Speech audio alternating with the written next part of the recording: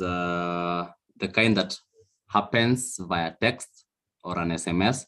So when you find someone sending you a message telling you click on this link, you will win this amount of money, or click on this, you will be able to get this voucher. It's one kind of social engineering. The other one is phishing. So phishing is via voice. Someone makes you a call. They tell you your line has been registered twice, or they tell you something else, or they tell you have won this and this, and therefore you can send this amount of money in order for you to redeem the amount of money that you have won with us. So that's another kind of social engineering. There is phishing. So we'll define phishing as we move along. And number 4 is impersonation. Impersonation, just as the name suggests, is someone taking the identity of someone else or pretending that they are someone else. So I know we have all watched that movie, and we know of this guy who claims to be son of a billionaire. And in that way, they are able to extract money from ladies, a lot of money. So it's impersonation. They are able to play with the minds of people and win the trust of that person. And in that way, they're able to extract money. They're able to extract sensitive and crucial information from the people. It's part of social engineering, impersonation. So moving forward to the social engineering pyramid.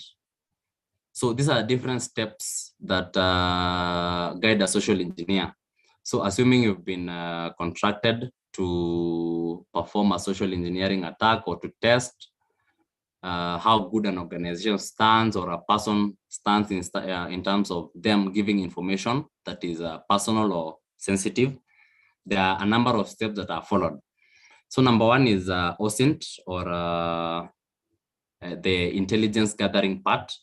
So OSINT is open cyber intelligence. So for this part, it's divided differently. There is the non-technical bit of it, and there's the technical bit of it. For non-technical bit of it, you can think of it as just doing your observations from the look. You can have your ears wide open so that you listen to what is being said. You can observe and look at the body language or the impressions that people give. You can give a scenario. I can give a scenario of you want to get into a building, and that building has some security controls put in it for physical security, so that you cannot get in there if you do not have either an appointment or a reason as to why you are getting into that building. So you will just observe on how the security people are behaving, who they are letting in and who they are not letting in, depending on how the persons or the people getting into the building behave or how they dress. So you just have a look, you see if they're dressed officially, then there is no much scrutiny. Then you can consider also dressing up unofficially if you want to get inside there with no reason. So that's the non-technical bit of it. For the technical part, it's where by now you come and use the media, either social media or search engines, information that is available online to carry out your OSINT or to gather your information about someone or about an organization or something that you just want to extract information from.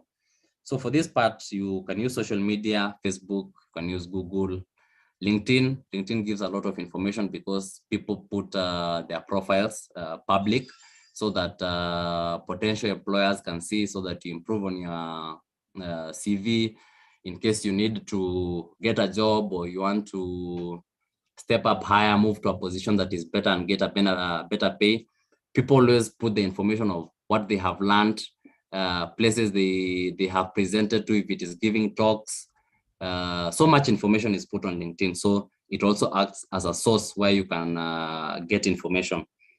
For the search engines, you can use different tools. You can check it up on Google and see which kind of tools you can use to gather information about someone. So one thing about the internet generally is that you may make a mistake today, it will forgive you, but the internet will never forget. So a record of what you do today on the internet will be kept, whether you did it anonymously or in some way you deleted it from the internet so that people are no longer able to see it, but the internet will never forget. That record of what you have done is somewhere on a server seated where you do not know. So you can take this and do something called doxing. Doxing is trying, or after you've gathered information about someone, you threaten them that you will put that information in the public, or you put it ahead of them on what they know.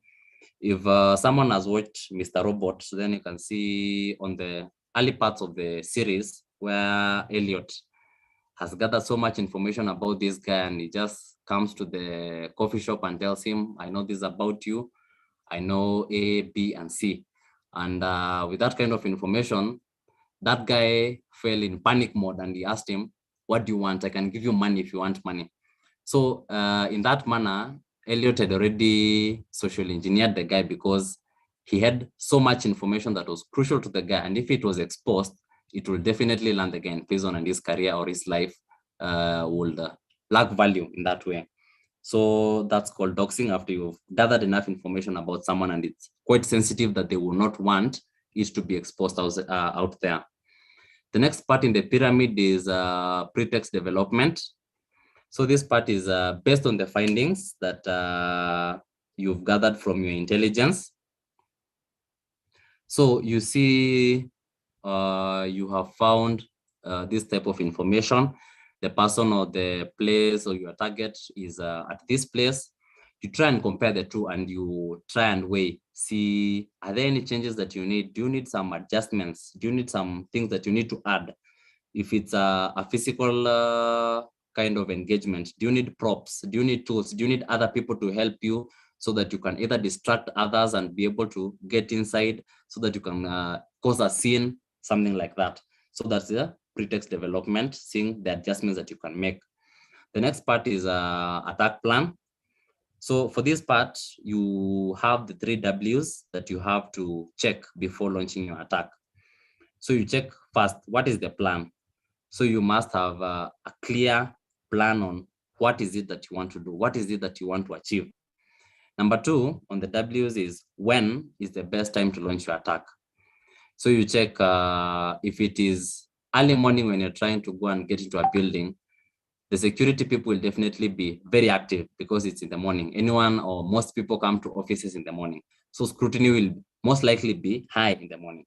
But if you come at around noontime, or when people are going in and out for lunch, the kind of scrutiny that will be done for you may be quite less. So assuming people get into the building in the morning with a suit and a tie, they come out for lunch without the coat. So it's just the official shirt, the tie, and the pants they get in. And you also come with a group, you come with them. So once the security people just let them in, you get inside with them, and even you can say hi to some of them. And in that way, you evade the security people that are there that are supposed to be checking you. So that is checking on the best time. And then checking on also the third W on who needs to be available when you are doing or when you are executing your plan. This helps especially when it involves a person who is very keen, and if you decide to take the attack alone, in one way the attack may fail due to some different parameters that you may have seen from your OSINT, or the amount of information that you have gathered. So the attack plan needs to answer all those 3 questions well, and once you have a good fit and you're confident that the questions are well answered, then you go ahead and launch your attack. So also on launching the attack, it needs to be well written and also dynamic, so that you are ready for any unexpected happenings, because you always have a script in your head that things will go this way. When I say this to this person, they will answer in this way. But you also need to be dynamic. The person may not answer that way. The person may be in a different mood than you expected them to be. You may find a different person where you thought person X would be there, but today it's person Y. So those unexpected happenings also need to be planned. So after launching the attack, depending on which side of the security bit you fall, whether you are on the good guy, on the bad guy, the last part may apply or may not apply. That's the reporting part. So assuming you are the bad guy, then you've gathered information, you've launched your attack, you've gotten the information that you need. You don't need to report this, no one you're reporting to. But if you're the good guy, for this case, of which we highly encourage, is you are either contracted by someone to do something, and then it's for a good reason. So you'll go back give their finding and give a report and a recommendation on how they can beef up their security or how they can improve so that the information that you have gathered from that person or from your target will not be extracted by another person. So that is all about the pyramid or the different stages that involves social engineering. So we move straight into phishing. So this is where we will skew our discussion a little bit to email and email security. We can define phishing as a multifaceted type of attack that is aimed at collecting usernames, passwords, personal information, or both. So you want the username, you want their passwords, you want their personal information generally. As the image that we put there, you can see that there is a black dressed guy who is there and has something like a hook. Looks like fishing for those who have gone for fishing. And there's a very innocent person on the other end who is keying in their details, assuming it's a laptop, and their details are captured and taken by the bad guy. So that's all about the definition of phishing. You can get different definitions from different people. There are different books. So this was just a simple illustration or definition of how I put it. So moving forward, we'll just have a look on how you can create a phishing campaign or how you can send a phishing email to a target, whether it's a group of people or it's a single person. After you have done all your recon, you have their email address, you have the information that you can use to persuade them and make them believe that indeed what you're sending to them so that they can either click on that link or the information that they will provide is being provided to a legitimate and a person that they can trust. So for the tools that we'll use today, number one is you need a server. So for this case, you can have any kind of server that you have, whether it's online or you just have it locally. For my case, I used Grok. So you can just download Grok from the internet. It's freely available. Once you go to their site, you need to create an account with them. And depending on whether it's a paid account or it's a free account, you will have a limitation of time that you use their server. So once you launch it, if it's a free account, then you'll have a maximum of 2 hours to use their server. If it's a paid one, then you'll have unlimited time. So once you set up your server and it's up and running, you'll be good to go. Number two is a tool called GoFish. So GoFish is available on GitHub and it's open source. You can just download it. I think if you check on GitHub, it's freely available. Other type of tools that you can use for social engineering include the set, the social engineering toolkit. Comes pre-installed in Kali, but I think it can run in any Linux environment. It's also available on GitHub, so you can download it. Others are like Maskfish, Wi-Fi Fisher, and many others. So moving forward, after you have downloaded GoFish from GitHub, if you're using Linux, you can just go ahead and get into the directory where GoFish is or where it has been downloaded. And then you'll find an executable file. That is the GoFish file, or if it's, I think it should come executable, yeah? You don't have to do a +X to make it executable.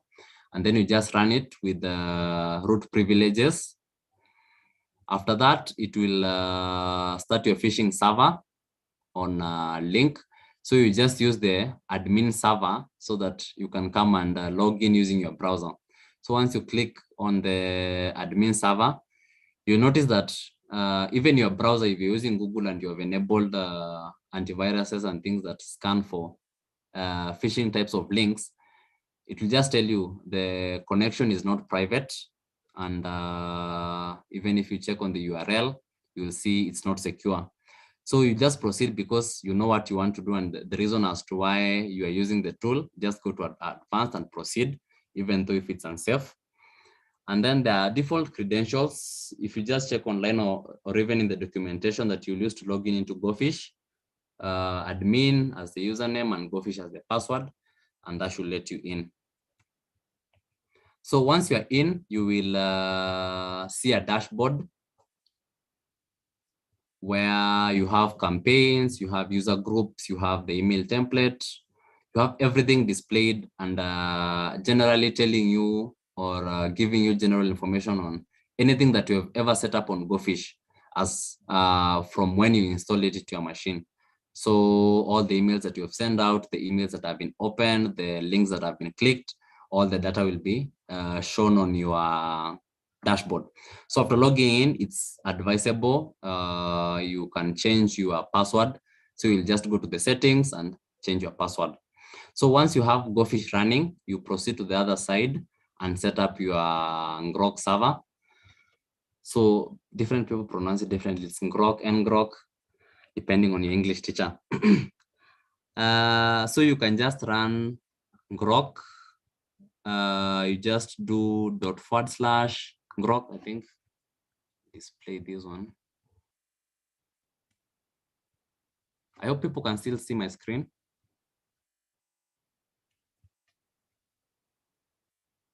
You can see my terminal. Awesome. So just like I did here previously, because it's right on my directory, we'll proceed to the directory where Grok is available, and then you just run it as an executable, the protocol that you want to use, and the port that you want to use for that purpose. So once you run that, assuming I run that again, that will give me a session. So that means I'm online. This is the account that I created with. And then I just come and use this, one of these links, either of them, as I'll use it in GoFish. So in any time someone clicks this link, it will give you the status of someone who has clicked on the link, whether it's been a bad gateway or they have been able to access the resource. So Grok acts as a tunnel between your machine and the outside network. So if you're hosting an application within your machine and you want people on the internet all over the world to access it, you can use Grok as a tunnel. And then when someone anywhere in the world clicks on this link, they'll be able to access your locally hosted application, whether it's web or something like that. So the connections that and the people that will click on that link, they'll be displayed right here. So for example, if I can just copy this one, just copy this link address and use it on this side, just paste it right there. So there's no application that I'm currently using for this session. So that will give me a bad gateway. But that's all the function of Grok, having it as a tunnel. So for this session, since I'm a free user, it will just give me a maximum time limit of 2 hours. After you have your server running, you come back to GoFish and now set up your campaign. So the first bit of it is that you will need to have a user group. So you create the group or your target, depending if it's one person or it's not one person. So for this case, I just decided to use a test for 2 people. So you add all the emails that you want to send your phishing campaign to, you add them on that part. So you'll just create the name of the group and then add the emails. You can either, it's optional to have the name, the first name and the last name, but the email is compulsory. From that, you come and create your email template. So for the email template, this is where some skills of social engineering come to play, whereby you need to be persuasive. You need to create a situation of urgency. You need to create scarcity so that this person will be in a hurry to click or to give the information that you want. What social engineers mostly do or what they exploit is that you will act fast and think later. And you will not think fast, but act later. So you need to create that kind of scenario whereby you make this person persuaded that indeed there is this kind of urgency. So let me do this in a hurry so that I am safe. So you craft your email very well. If you are contacted, let's say you are doing a vulnerability assessment on an organization, then you can go ahead and request for how they send their emails. How do their emails look like? Do they have a footer? Do they have some signing down there, whereby after you just have your regards, there is the position or the name of the person, or something like the telephone or the landline that they use down there.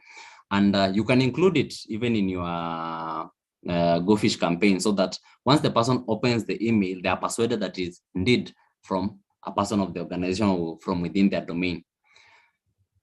So after doing that, you come and create your landing page. So for this case, we want to create a landing page whereby we will extract a username and a password. So you just give it a new landing page, you give it a name, and then you can import a site. So depending on the site that you want to use, assuming it's something like Facebook or Instagram, LinkedIn, you just come and import. So for this case, you see, I said that use your email in use of your email on public domain. Notice the organization has been used on account creation in Facebook. So for this case, I went ahead and imported the Facebook site. So if I can just go to that, close this, and doing the landing page. So if you create a new landing page, you can import a site. Let's import something like Instagram.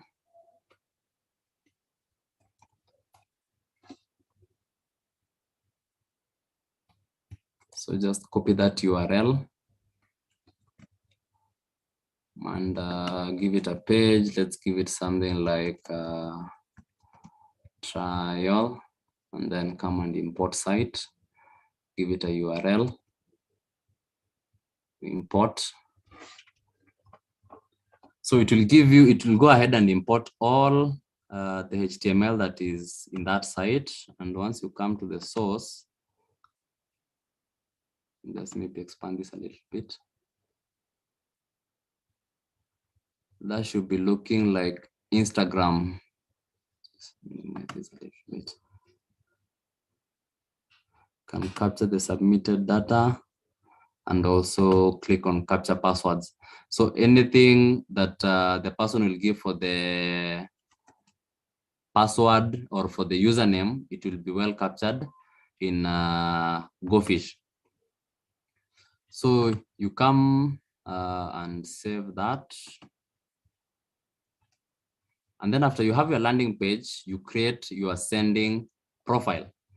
Now for the sending profile, for this case, I used an email. You can create an email or you can use an existing email, dependent on who your target is and how well they are to believe on the kind of email that you're using. So if it's for an organization, then definitely organizations have their domain.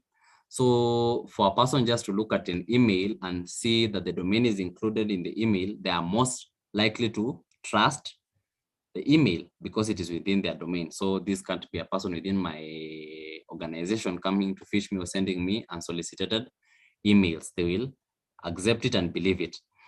So what I did here was create one like for security, just shehacks or IT security if they have that department. So itsec.shehacks.com. So this is a com, but it's double N. People rarely look at the small details like .con and .com and then at gmail.com. So someone will just overlook it and see someone up with itsec.shehacks. They believe the email is legitimate and move ahead, proceed to give the information that is required. So after that, you come and give the host. So the protocol that is used here is SMTP. So smtp.gmail.com and the port 587. Give the username that you used while creating the email. I think I had that somewhere here. So this is when I was creating this email. So you also have your password. So that password, you will come and input it for the password part, the password that is used for the email. And then once you have done that, you have created your rogue email account, move ahead and go to the security bit of it and enable less secure applications. So less secure applications that will be sending data through your through that email, Google will not flag them as malicious or as spam, so they'll be accepted. So you will notice that when you try to send such kind of emails, Google will still flag them, but in one or the other, GoFish will now have a go ahead to use that email and send emails to other or to your target now, the one that you want to fish. So after that, you now come and create a campaign. So your campaign will be the final part after you've created your targets, that is the user group, you've created your landing page, you've created your email that you want to use, and you've created a template. You now come and create a campaign. So for the campaign, you come and, so if you have noticed, for each and every of this part, there's a name that is given to the sending profile, the landing page, the group, and the template. So that is what you'll now come and use for the new campaign. So you give a new campaign a name, if it's She Hacks, and then the email template you use as you've created.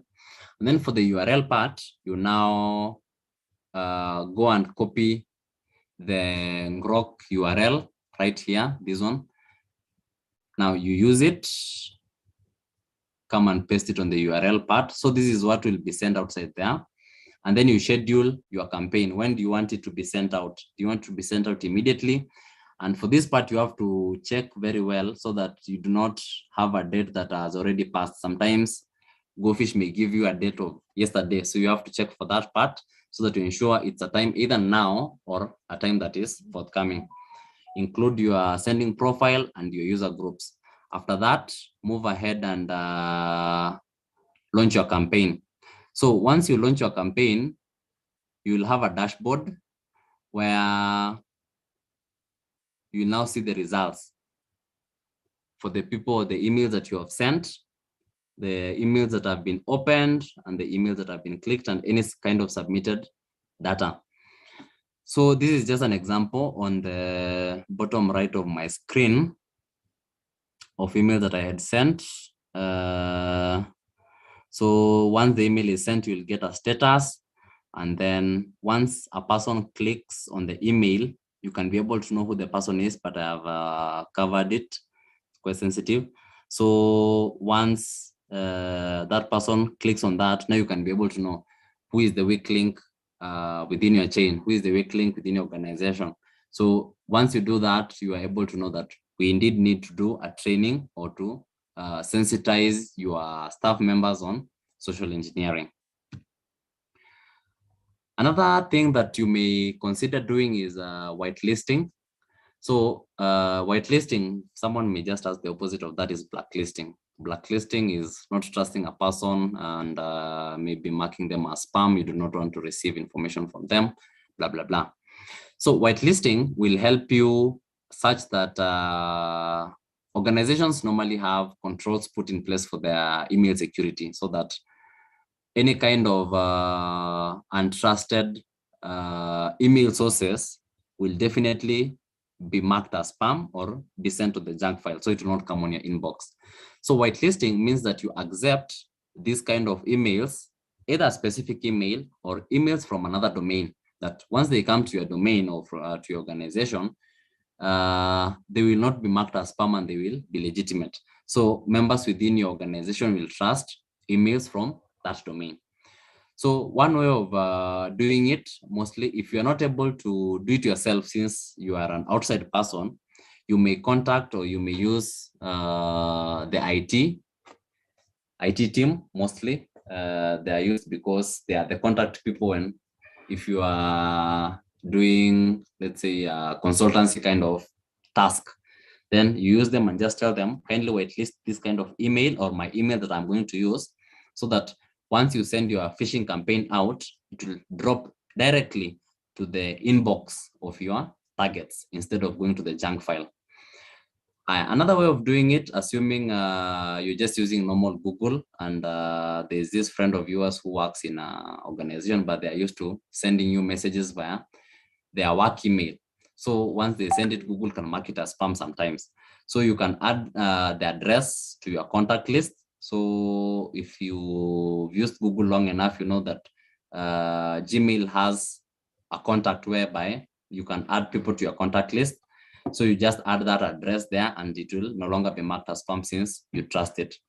Another one is marking it as not spam. So once it gets into the junk file, just go there. There's a button for marking it as not spam. And another one is creating a filter for the address. So for this case, assuming you are right here. So when you go to your Gmail settings, you will see that there are general settings, there are labels, inbox. Just come to your filter. So for this case, you would see that there are some emails that have been blocked. So if you want to unblock, you can just unblock it. And if you check very well on the kind of email that it has, it's from.wati something.com, things like that. So these ones are among those that are blocked. But if you come here and create a new filter, so you can create a new filter and just say, I want to include emails that either a specific one. Let's say you have someone like David dot, let's say David dot Mushiri, let's say at something.com. So that's a specific email that you want to whitelist it, so include it in the filter. And another way, you can just include the entire domain so that all people that are working for something.com, once they send their emails to you or to your domain, they will be accepted. So that is creating a filter for the address. So the filter can either accept or reject, depending on how you set the control. So what skills do you need in order for you to be successful as a social engineer? Number one is being keen to the details. The small information that we leave out is normally very important. And once we ignore that, then we fall on the other side. So the key details, if you just check like this one, this kind of emails, from at, and then from at, you can notice this can be one person trying to send you junk, but they're just using this name from, and that's changing the domain part. Using from, changing their domain part. Using from, changing their domain part. So taking keen look at that, then you'll discover there's just one person trying to mess up around with your life. And then who is it that will be called James Bond sending you an email? Peek into the small details. Also is number two is patience. Some people are hard to crack, so you need patience with that. Take your time. Go them slowly, and with time, you'll be able to extract the information that you need.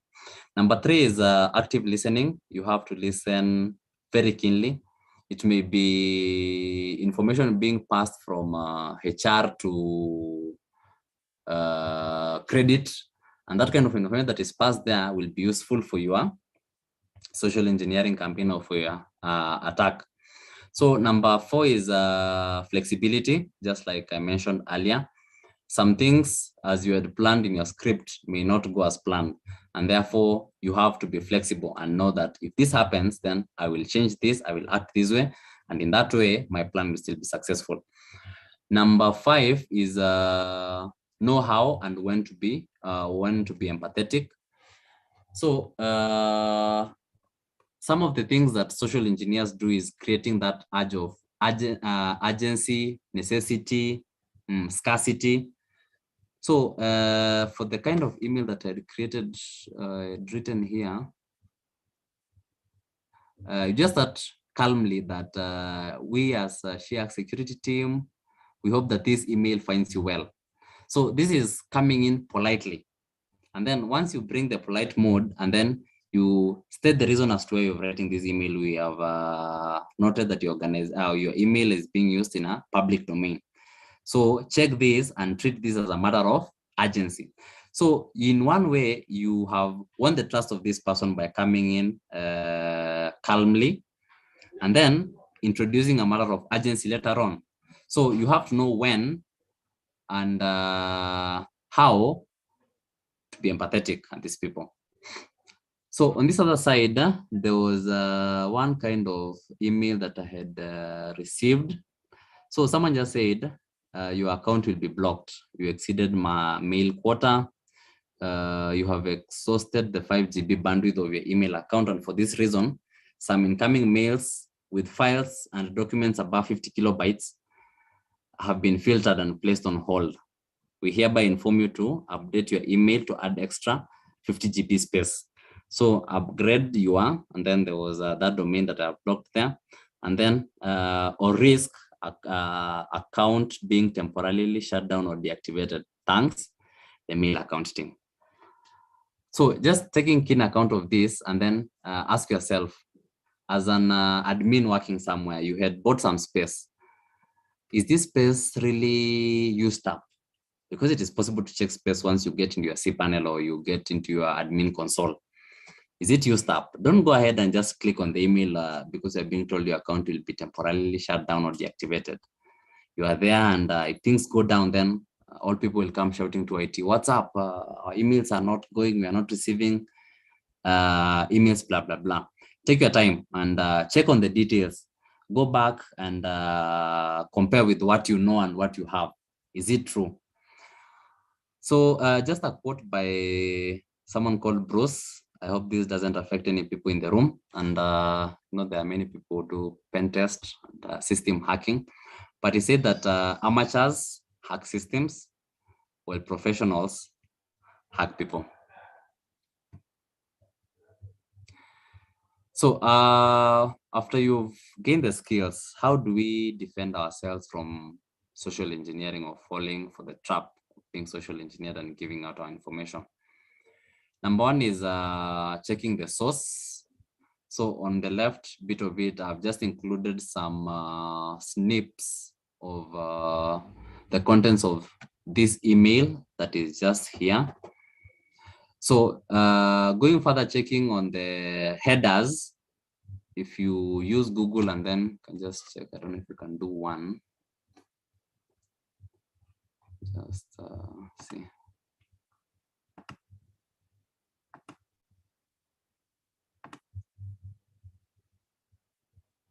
Just see that. If you receive an email, let's say this one, it's possible to come and just check on this information that is provided here. The kind of security that is there, who is it signed by, who is it mailed by. You'll find that the email address that is being used at this point, that is like Isaka at _cyber at SmartBrief, the domain does not match on who it is signed by, or it doesn't match with the person who it is mailed by.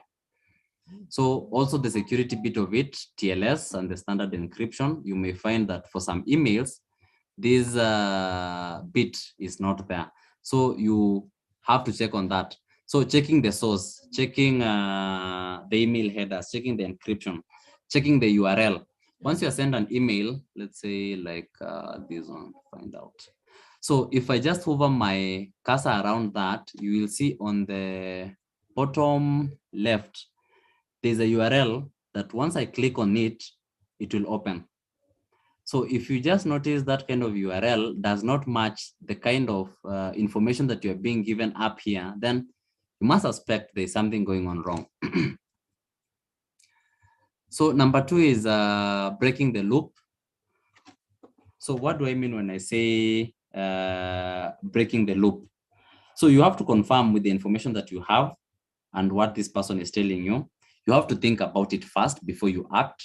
So take your time. This person is telling me that I have to add 50 GB and 50 kilobytes of files being attached won't be sent and then they'll be put on hold. Just think about it. How is that possible? Okay. Ask for information from that person. If they're making you a call, or mostly if it's a call that they're making, then you can ask for info. They're telling you your account has been, let's say, debited with this amount. Therefore, we need to check or confirm with your bank if it is indeed you who has ordered for this. They need for your bank details. Then you can just ask them some simple information on maybe who is your bank manager. Because if they say, let's say they're working for Equity Bank, a certain branch, let's say it's Juja branch, ask them who is the manager. Because if they're contacting you, they definitely have to know the manager of the bank. All employees at a specific branch know who their manager is. Ask other kind of information like let's say account information. How much money do you have? How much money do you have now? What is your account number? What is your not phone number but email address? Because all those things, people who call you, they must be having it. So just do that and break the loop. In that way, you'll just notice that this person is a rogue person and they are not even calling from the bank or wherever place that they claim to be it is. Number 3, if it's physical security, ask for ID, identification, for a pass maybe. If it is getting into a door, then you normally see organization put security controls in that line whereby you cannot get into a door if you do not have the badge. So the badge has a chip inside it. Once you slide through, then it can let you in. But sometimes you just see a person coming in, oh, I forgot my ID, can you let me in? You have to confirm who that person really is. Number 4 is good spam filters. So I think I have explained that and displayed how you can do that. And number 5, which is very important, do not act too fast. Think about it fast, act on it later. Think about it fast, act on it later. I think we'll just conclude this by a quote given by one of the famous social engineers who have ever lived, Kevin Mitnick. He said that social engineering bypasses all technologies, including firewalls. Social engineering bypasses all technologies, including firewalls. With that, I come to the end of my presentation. I think I'll open the room for questions and discussion to everybody. Thank you.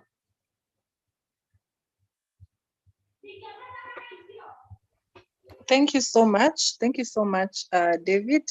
That was a highly enlightening session. I'm sure we have all learned something. Even if you're in the field, you have definitely learned something new. So thank you so much for sharing that with us. I don't know if there are questions, maybe before we have like 5 minutes to 8. So if there is any question, you can just jot them down in the chat box and I'll be happy to read them aloud for David to answer.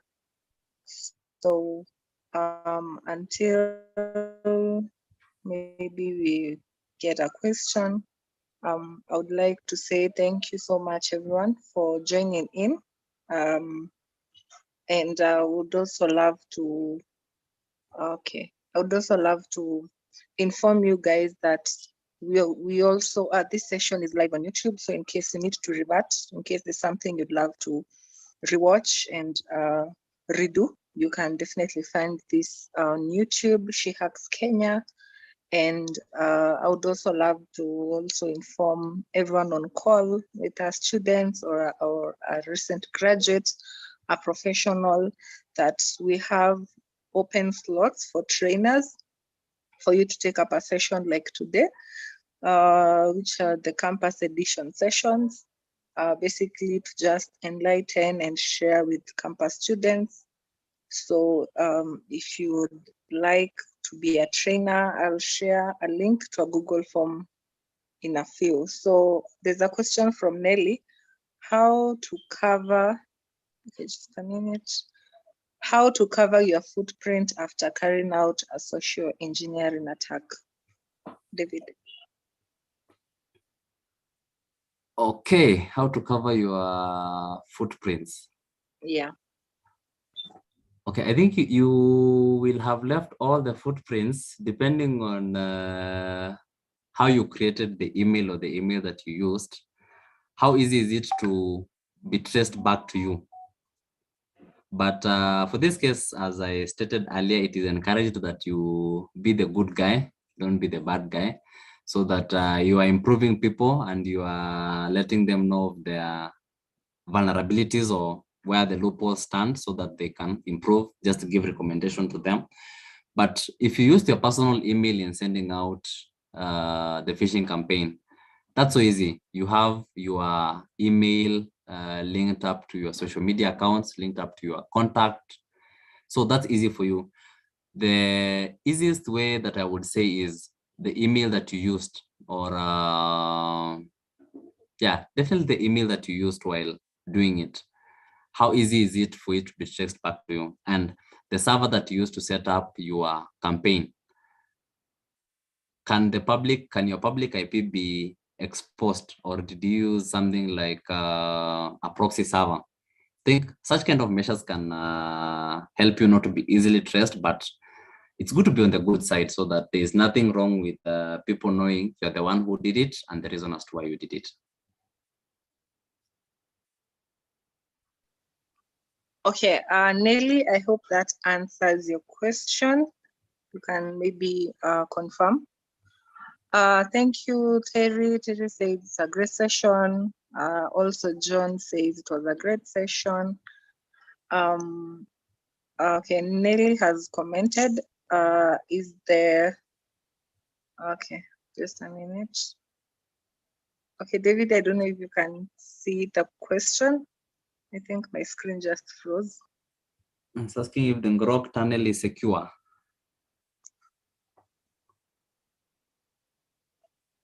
I hope that is, I got that right. Well, somehow I would give it 50-50. Not very secure. Don't use it to host applications that are sensitive. It's not a very stable kind of application or server that I would say. Just go out there, purchase a domain, have a server that is stable, and then use it to host the application. I wouldn't advocate for Grok.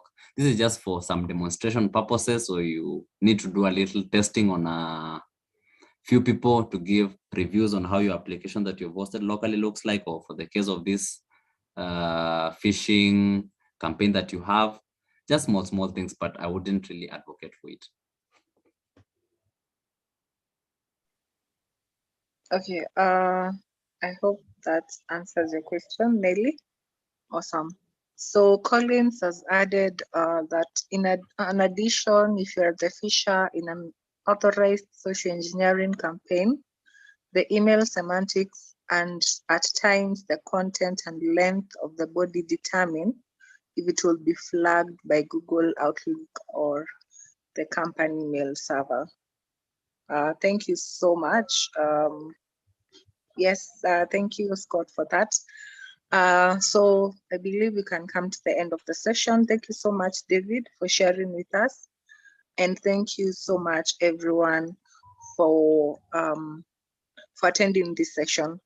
So yeah, we'll have, Jen has highlighted that there will be a ZTech cybersecurity bootcamp next week.